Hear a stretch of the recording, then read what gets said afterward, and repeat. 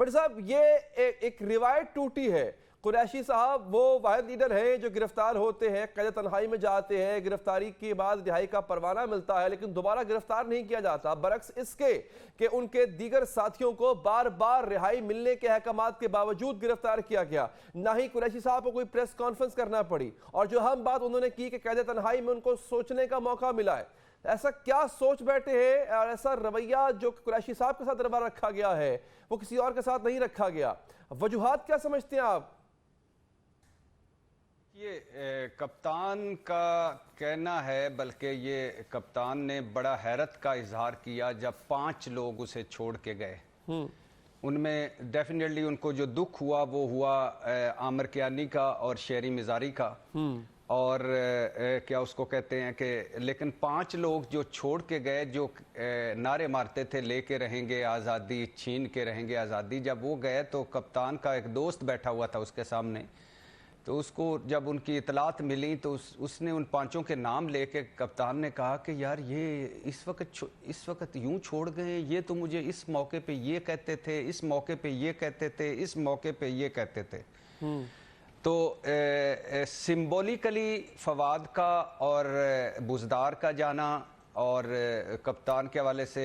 ज़ाती तौर पे उनको आमिर कियानी और शेरी मज़ारी का जाना और सैफुल्लाह नियाज़ी का जाना डेफिनेटली एक बड़ा धचका था। शाह महमूद कुरैशी, परवेज़ खटक और असद उमर,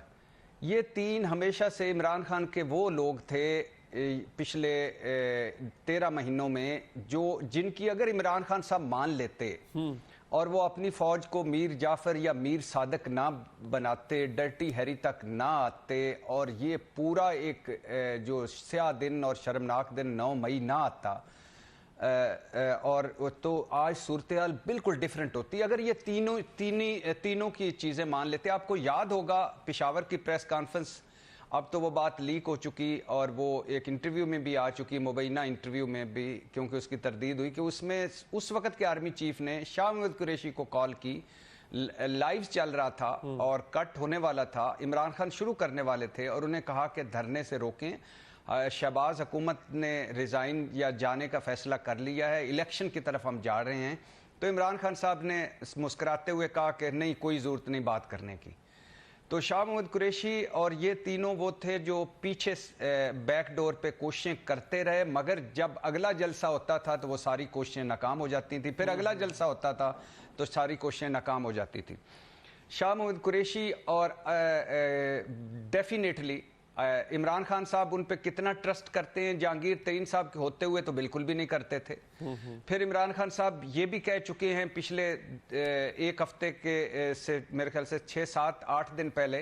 कि मुझे सबसे ज़्यादा तवक्को थी कि शायद परवेज़ इलाही और शाह महमूद कुरैशी मुझे छोड़ जाएंगे, लेकिन ये रह गए और जिन पे मुझे तवक्को नहीं थी वो छोड़ गए। तो शाह महमूद कुरैशी साहब, परवेज़ खटक साहब, परवेज़ इलाही साहब, असद उमर साहब वो लोग हैं जो माइनस कप्तान, अब अगले इलेक्शन में अगर तहरीक इंसाफ कुछ बच जाती है या जो तहरीक इंसाफ लीड करती है अगले इलेक्शन में, तो इनमें से कोई एक होगा। और शाह महमूद कुरैशी पर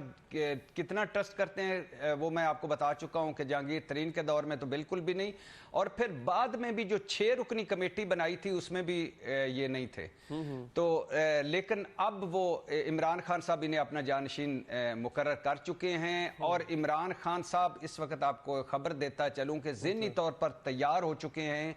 कि शाह महमूद कुरैशी पार्टी को लीड करें और परवेज़ खटक लीड करें और असद उमर कोशिश करें हम इस मुश्किल वक्त से निकलें। अब वो मुज़ाकरात भी चाहते हैं, अब वो पछता भी रहे हैं कि मैं कौमी असम्बली से क्यों निकला, सूबाई हुकूमतें क्यों तोड़ी, और अब वो कह भी रहे हैं कि मुझे इतनी हार्ड लाइन नहीं लेनी चाहिए थी अपनी फौज, अपनी पाकिस्तान आर्मी के खिलाफ।